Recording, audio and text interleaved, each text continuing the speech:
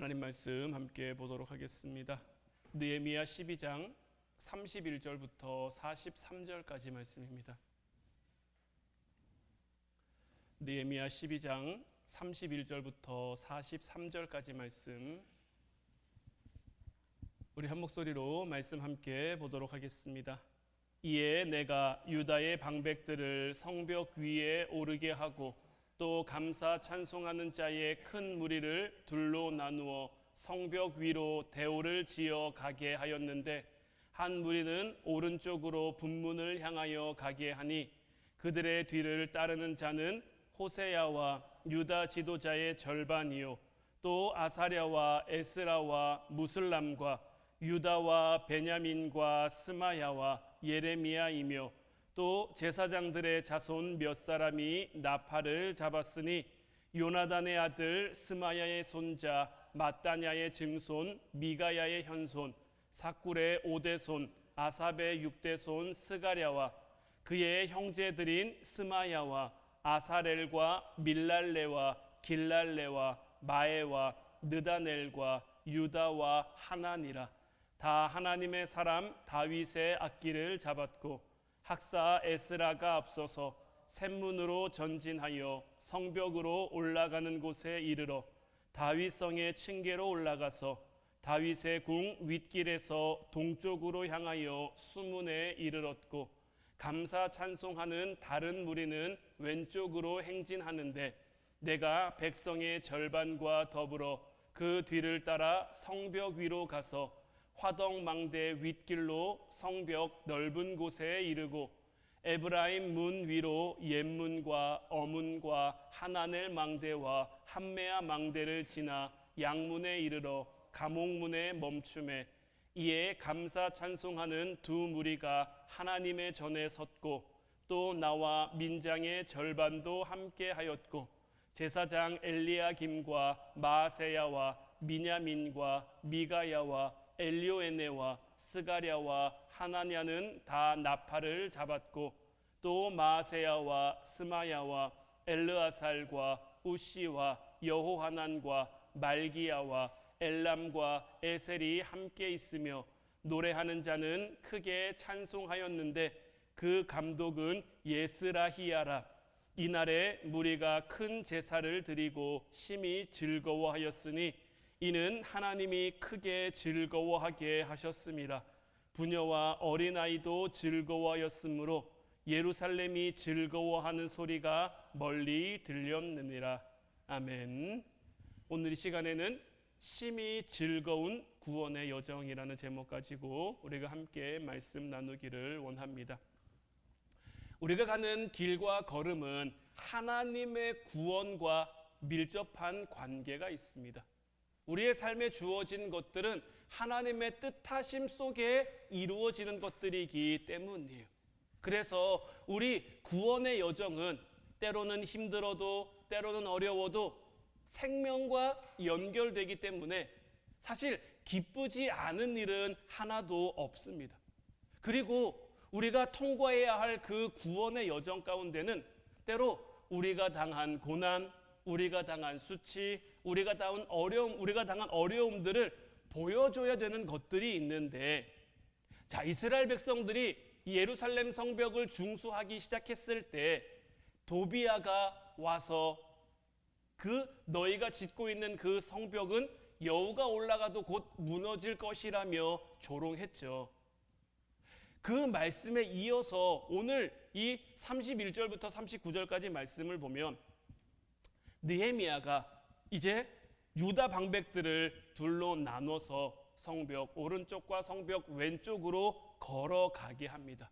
무리를 지어 걸어가게 하는데, 이들이 물론 지금 이들이 뭐 하고 있었습니까? 성벽에 대한 봉헌식을 하고 있었잖아요. 봉헌식을 하는 이 와중에 이 성벽 위로 올라가서 이들이 행진하는 것을 왜 하느냐? 물론 하나님 앞에 이것을 드림의 의미도 있지만 성벽이 무너질 것이라고 조롱하던 그들에게 보여주기 위함도 있는 거예요. 저는 설교를 하다 보면 제 얘기를 가끔 합니다. 이때 전해지는 제 모습이요, 사실 그리 좋지 않은 그런 모습들이 전해질 때도 참 많습니다. 왜냐하면 지나간 제 과거의 모습이 그러했기 때문이죠. 그래서 굳이 그런 얘기를 목사님이 해야 되느냐라고 이야기하시는 분들도 있어요. 그러나 그런 삶의 흔적들이 모여서 지금의 제가 있는 거죠. 때로는 부끄러운 과거의 모습도 있고 안타까운 과거의 모습도 있고 후회스러운 과거의 모습들도 있지만 그 삶의 흔적들이 없었다면, 그렇게 제 삶이 이어져 오지 않았다면 지금의 저도 있을 수가 없는 거예요. 그것들이 모여 지금의 저를 이루고 지금의 믿음, 지금의 신앙을 고백하도록 하기 때문에 저는 그냥 제 얘기를 합니다. 누가복음 5장 24절 25절 말씀도 보면, 그러나 인자가 땅에서 죄를 사하는 권세가 있는 줄을 너희로 알게 하리라 하시고 중풍병자에게 말씀하시되 내가 네게 이르노니 일어나 내 침상을 가지고 집으로 가라 하시매 그 사람이 그들 앞에서 일어나 그 누웠던 것을 가지고 하나님께 영광을 돌리며 자기 집으로 돌아갔다라고 되어 있는데, 자, 중풍병자가 고침을 받았습니다. 고침을 받는데 예수님이 이 중풍병자에게 뭐라고 말씀하십니까? 네 침상을 가지고 돌아가라는 거예요. 네, 여러분들 보세요. 그가 누웠던 그 자리는요, 아마 본인에게도 굉장히 큰 은혜가 될 거고요. 그것을 보는, 이 사람이 중풍병자였던 것을 아는 사람이 그 침상을 보면요, 하나님의 하나님 되심을 인정하지 않을 수가 없죠. 본인에게도 다른 이들에게도 하나님 살아계심의 증거가 될 거예요. 그에게는 아팠던 기억, 아팠던 경험일 수도 있지만, 그래서 사실 본인은 더 이상 생각하고 싶지 않은, 떠올리지 않은 그런 기억일 수도 있지만 하나님 능력을 보여주는 그런 도구가 될 수 있단 말이에요. 우리의 삶 가운데도, 여러분들의 삶 가운데도 때로는 잊고 싶은, 때로는 그냥 지나갔으면 하는 그런 일들이 있을 수 있지만, 그런 삶의 모습을 드러내는 것은 우리에게 어떤 위태로운 일이 되는 것이 아니라 하나님 안에서 더 든든한 삶을 살아가고 더 튼튼한 길을 걸어가는 방법이 되는 거예요. 우리에게 컴플렉스라는 것, 트라우마라는 것이 있죠.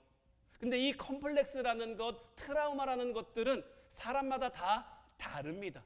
어떤 사람에게는 아무것도 아닌 것이 어떤 사람에게는 굉장히 크게 다가올 수도 있죠.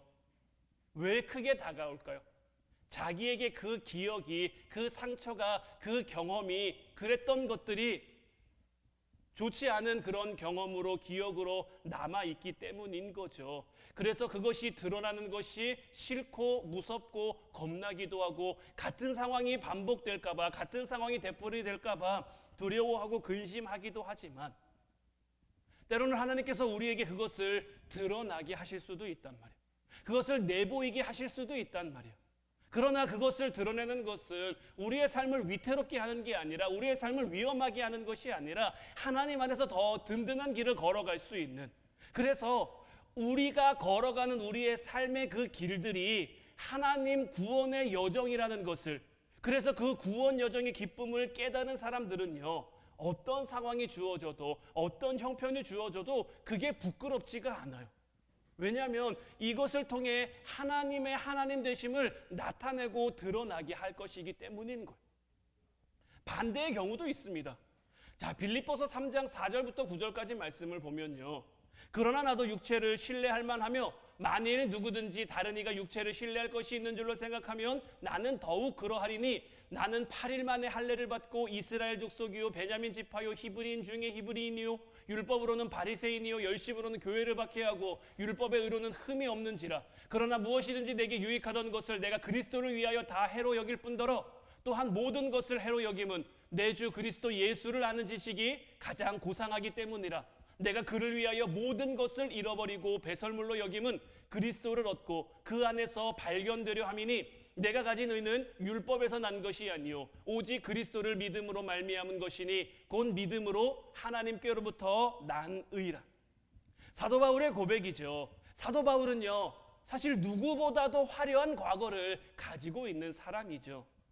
이 말씀에도 나와 있지만 태어난 지 8일 만에 할례 받았죠. 베냐민 지파죠. 바리새인이죠.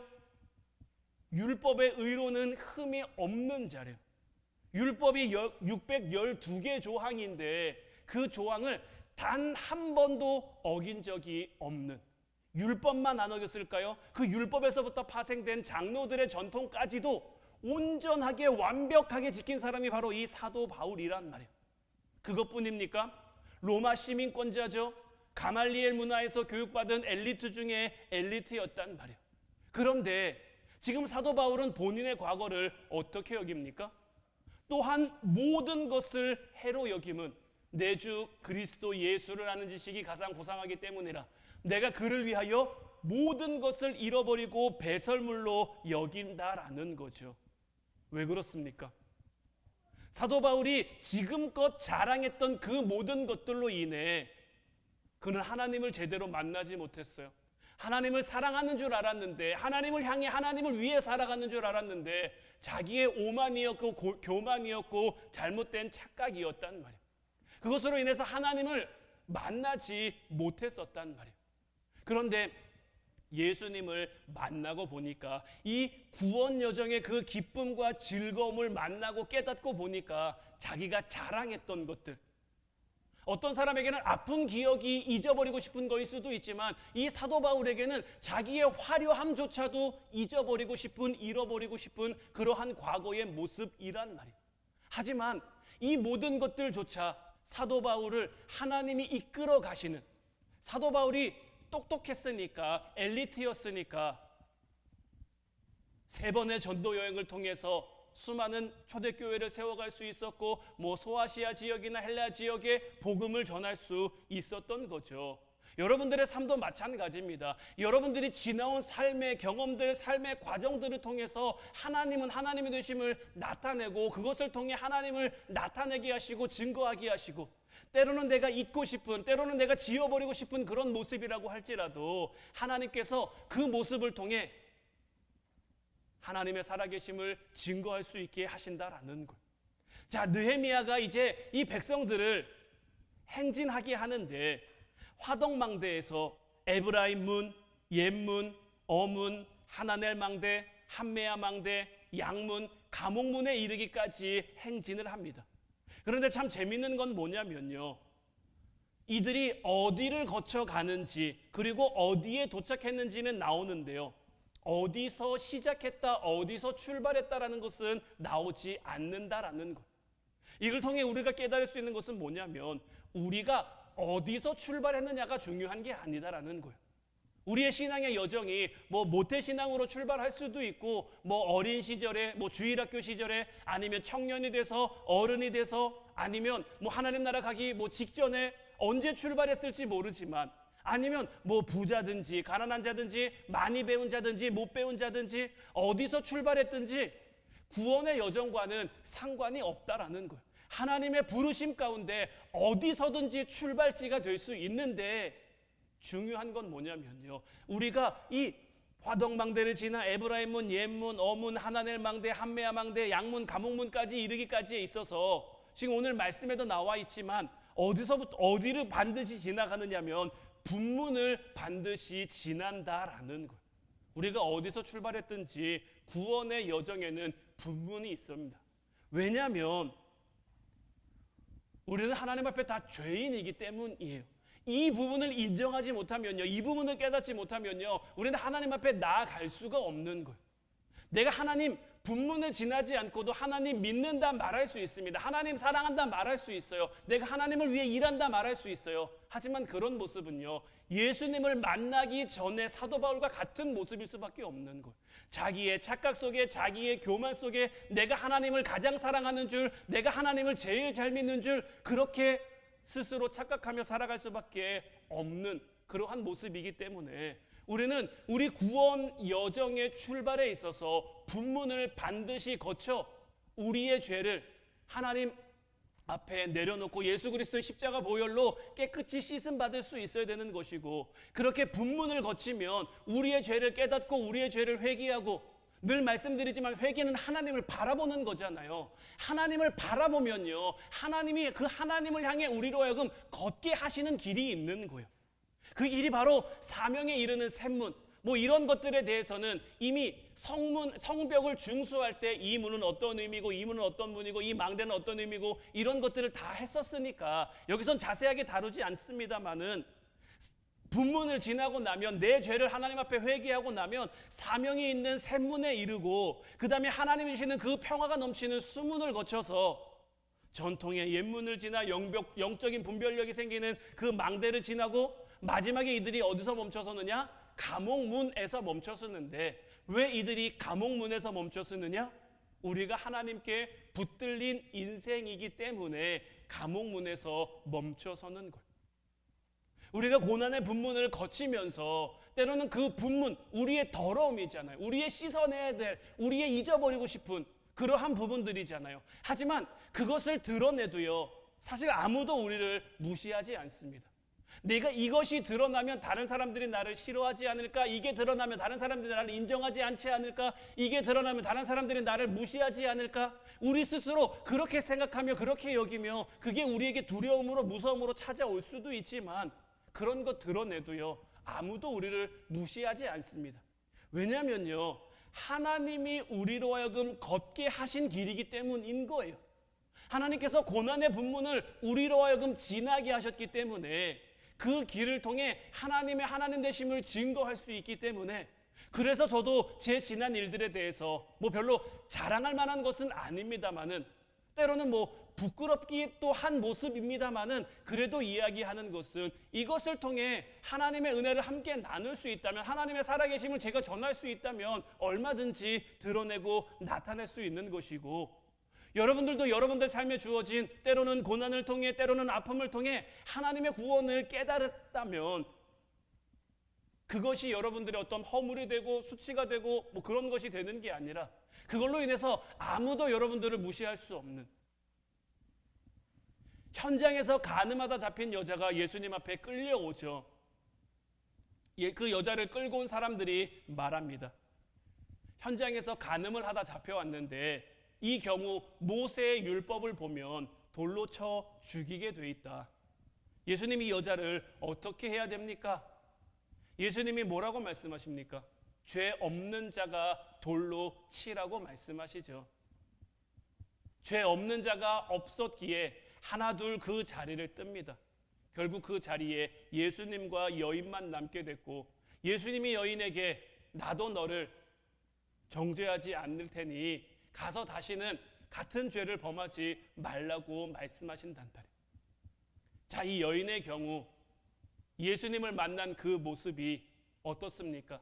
자기의 가장 부끄러운 모습일 수도 있어요. 자기의 가장 수치스러운 모습일 수도 있어요. 자기의 가장 잘못된 모습일 수도 있어요. 하지만 그 순간이 그 여인에게는 은혜의 순간인 거예요. 무엇보다 우리는 구원의 여정에서 하나님이 우리에게 허락하신 그 질서에 순종해야 되는데, 뭐 교회에서도 보면요, 성도들이 목회자를 따르죠. 왜 따릅니까? 뭐 목회자가 잘나서 따릅니까? 목회자의 권위 때문에 따릅니까? 아니에요. 뭐 제가 잘나서도 아니고 저에게 무슨 뭐 특별한 권위가 있어서도 아니고, 하나님이 중요하게 보시는 것은 겸손인데, 하나님이 우리에게 원하시는 겸손이 하나님이 세우신 그 교회 질서에 순종하는 것이기 때문인 거죠. 그러니까 예수님을 만난 그 여인도 마찬가지인 거예요. 지금껏 하나님의 질서를 반하는 삶을 살았어요. 하나님이 세우신 그 질서의 모습에서 어긋나는 그런 모습으로 살았어요. 하지만 더 이상 그녀는 그렇게 살지 않을 거예요. 왜냐하면 예수님을 만남으로 가장 낮은 모습으로, 가장 천한 모습으로 예수님을 만나 이제 예수님을 깨닫게 됐기 때문이고, 예수님께서 그녀로 하여금 그 구원의 길을 걸을 수 있도록 초대해 주셨고 불러주셨기 때문인 거예요. 우리에게 구원의 여정이 즐거운 이유는요, 우리에게 믿음의 조상, 이와 같은 믿음의 조상들이 있기 때문인 거예요. 오늘 보면 35절 말씀을 다시 보면, 또 제사장들의 자손 몇 사람이 나팔을 잡았으니 요나단의 아들 스마야의 손자 마따냐의 증손 미가의 현손 사꿀의 오대손 아삽의 육대손 스가랴라고 되어 있는데, 자, 아삽의 육대손 스가랴의 조상이 다 나오고 있는데, 이 스가랴는요 제사장 가문이 아니라 레위 가문이에요. 이 레위 가문, 제사장 가문도 아닌 이 레위 가문의 6대 이름이 등장하는 이유가 어디 있을까요? 그만큼 이 사람들이 믿음의 사람, 믿음의 가문으로 인정받았기 때문인 거예요. 조상의 믿음으로 자손이 복을 받으면요, 자손들이 태평성대를 누리다가 하나님 목전에서 악을 행하기가 참 쉬워요. 지금껏 이스라엘이 보여준 역사가 그렇잖아요. 사사시대에도요, 그들이 하나님이 주시는 그 평안함 가운데 살다가 너무 평안하니까 우상을 숭배하고 쾌락에 젖어 살고 하나님 없이 하나님을 잃어버리고 살다가 하나님이 이방 민족들의 손에 그 이스라엘을 붙이시고, 그러면 그때서야 하나님 앞에 부르짖으면 하나님이 한 사사를 세워서 그들을 구원해 주신 이런 되풀이되는 그 역사가 계속 나타났잖아요. 왕들의 시대에는 뭐 다릅니까? 왕들 가운데 하나님이 인정하실 만한, 하나님 앞에 선한 왕이라고 불릴 만한 왕들이 몇 명이나 됩니까? 사실 대를 이어 그 믿음을 지켜간다는 게 사실 결코 쉬운 일은 아닙니다.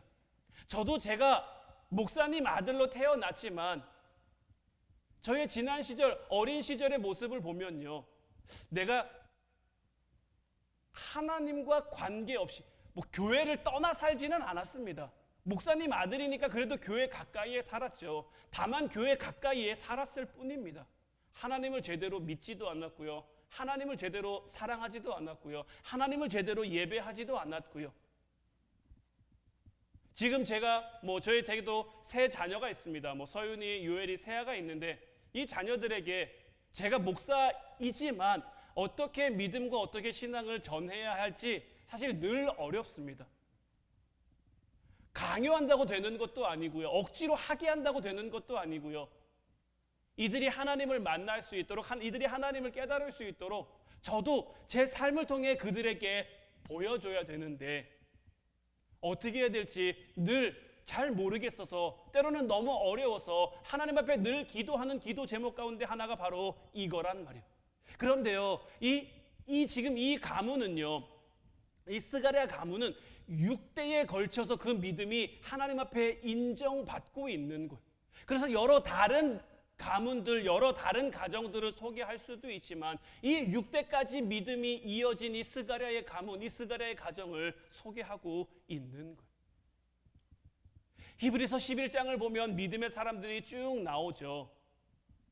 이 사람들로 인해서 우리가 더 잘 믿음의 길을 걸어갈 수 있게 된 거예요. 우리나라도요, 우리나라를 위해, 사실 우리나라와 아무 상관이 없는데 우리나라에 와서 복음을 전하다가 피 흘려 순교하신 선교사님들 계시죠. 그들의 피, 그들의 눈물, 그들의 땀이 오늘날 우리들에게까지 이어지는 거고요. 이제 우리는요, 그렇게 이어진 믿음을, 그렇게 이어진 신앙을 우리 가정을 통해, 우리 자녀들을 통해, 우리 자손들을 통해 믿음의 가문으로 세워질 수 있도록 늘 기도하고 늘 애써야 되는 거예요. 그냥 되지는 않습니다. 믿음의 가문이 그냥 이루어지지는 않아요.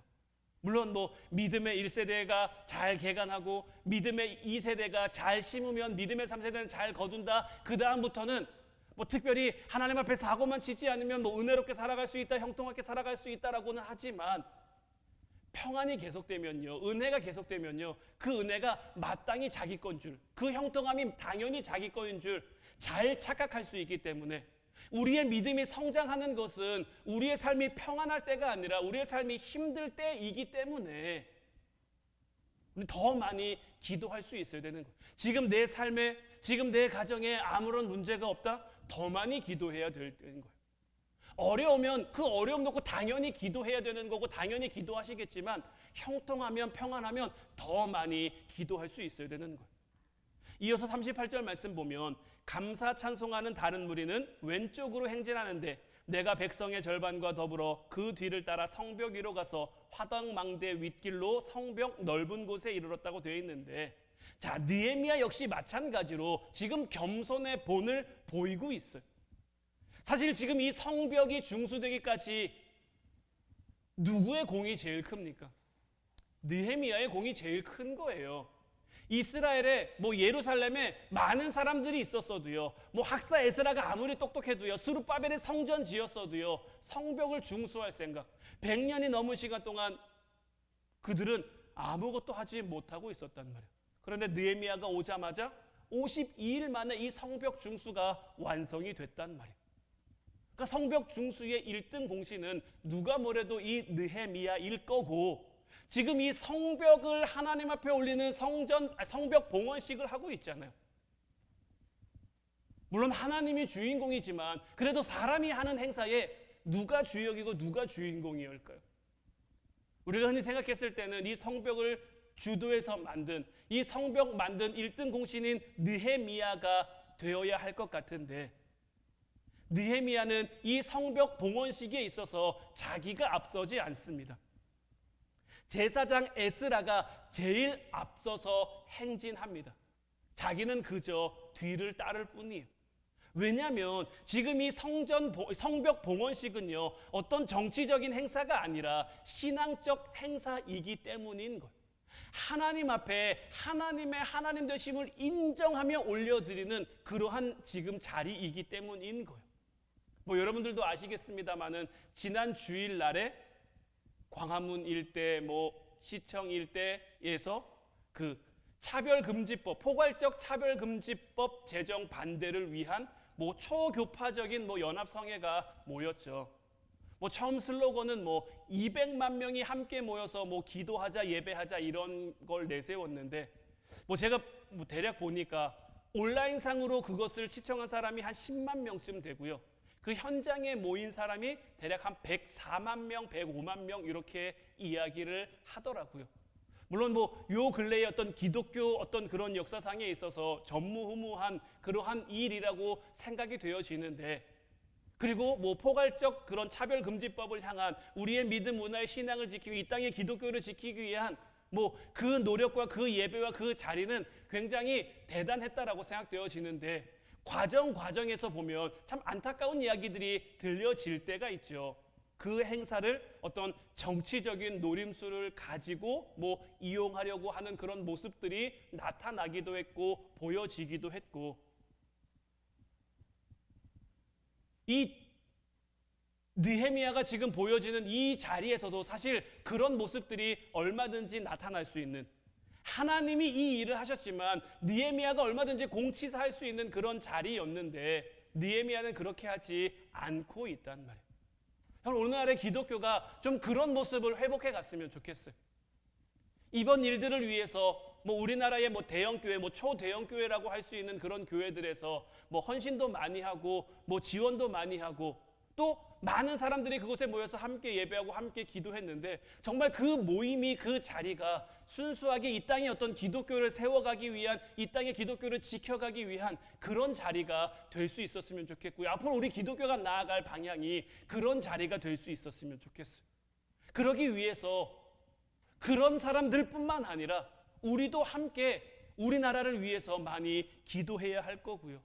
그래서 느헤미야를 통해 세워진 이 성벽과 같은 그런 모습으로 이 땅의 기독교가 세워져 갈 수 있기를 우리가 함께 기도했으면 좋겠어요. 느헤미야 보세요. 성벽을 중수하면서 사실 산전수전 다 겪었단 말이에요. 그러면서 깨달은 것이 뭡니까? 모든 것이 내 힘으로 되는 게 아니구나. 모든 것이 내가 생각한다고, 내가 계획한다고 되는 것이 아니구나.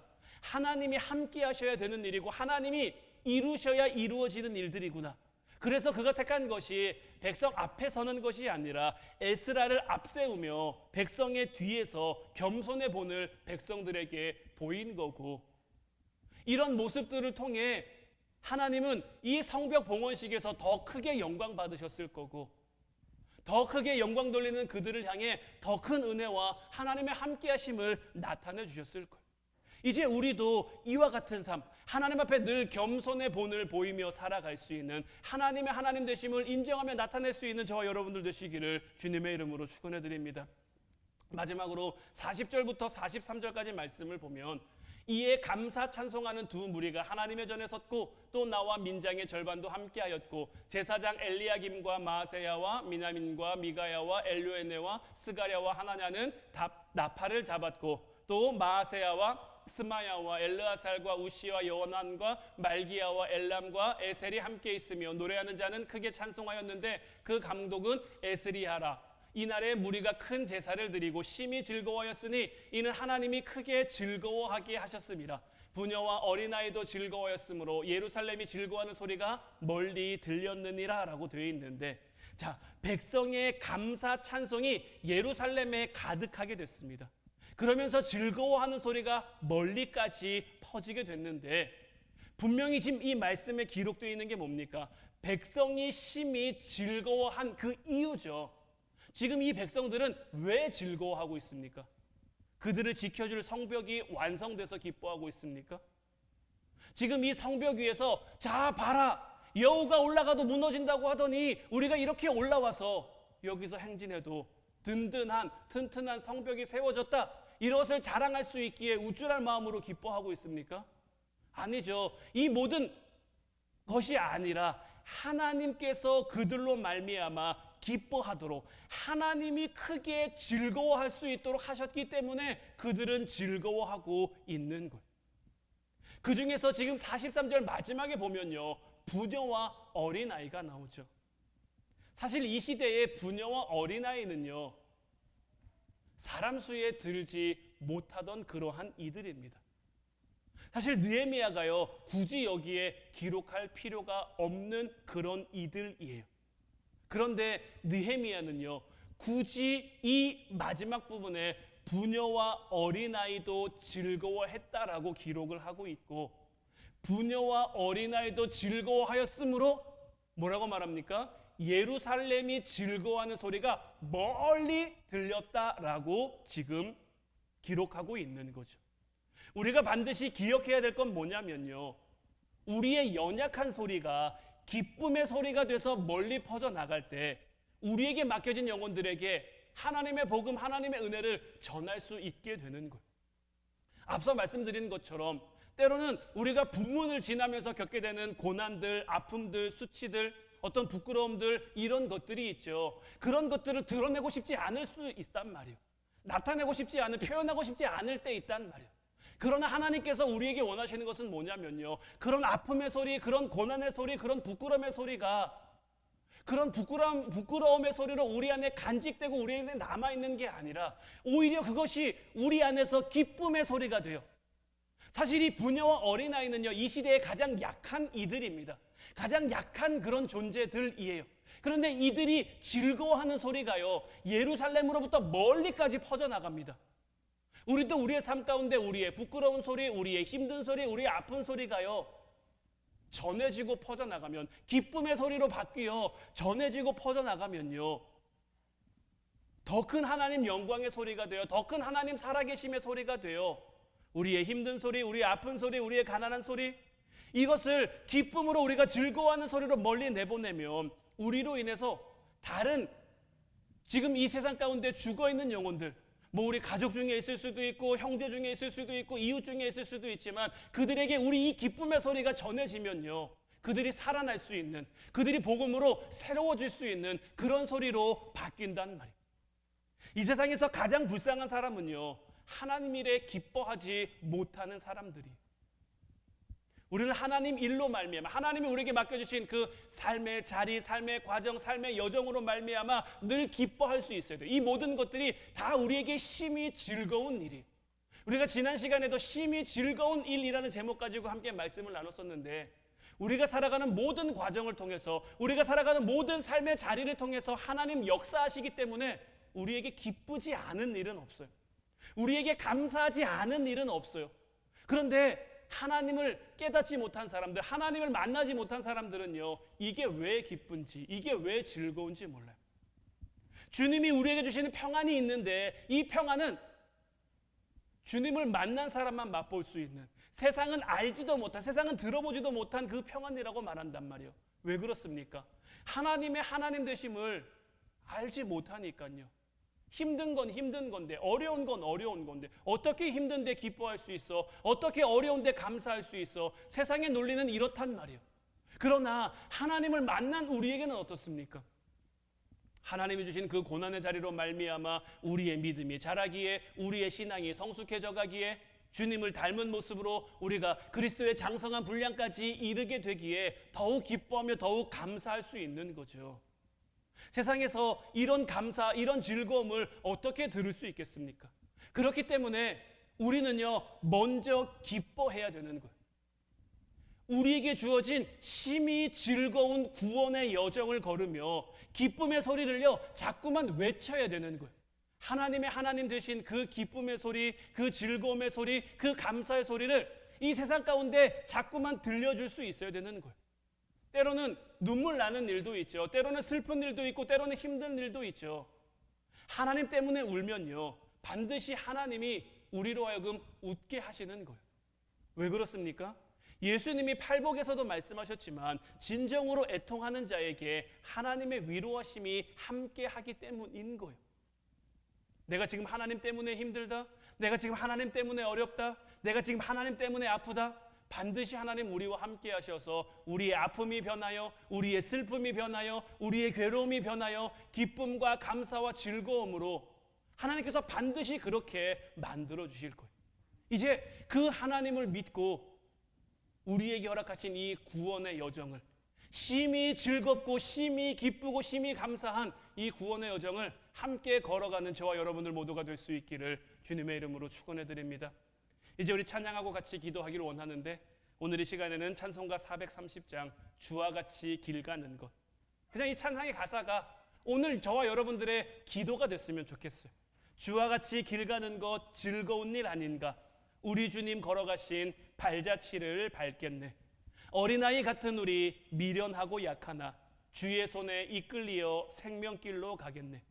꽃이 피는 들판이나 험한 골짜기라도 주가 인도하는 대로 주와 같이 가겠네. 옛 선지자 에녹같이 우리들도 천국에 들려 올라갈 때까지 주와 같이 걷겠네. 이 찬양의 가사처럼 정말 이제 우리의 삶이 하나님이 우리에게 허락하셨기에, 우리에게 허락하신 이 구원의 여정이기에 힘들고 어려워도 기쁨과 감사로 걸어가는 저희들 되겠습니다. 한 걸음 한 걸음 주 예수와 함께 날마다 걸어가는 우리가 되겠습니다. 그런 우리가 될 수 있도록 하나님 느헤미야를 통해서 성벽을 중수하게 하신 것처럼 이제 우리를 통해서 우리의 가정을, 우리의 삶의 자리를 중수하고 이루어가게 없어서 함께 찬양하고 기도하도록 하겠습니다.